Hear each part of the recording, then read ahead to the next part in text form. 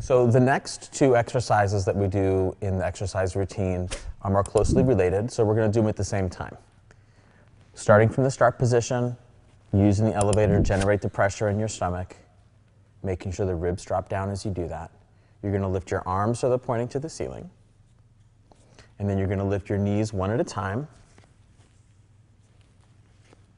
And you're going to keep lifting all the way up to where you grab the outside of your feet, and you're going to just pull down slightly on those knees to move to the outside of your body. So this is the foot grab. And the happy baby is a rolling in this position. So go ahead and roll, Tyler, to the right. Again, we're going to maintain that pressure in the abdominals, keeping the head long and easy, and roll onto your back.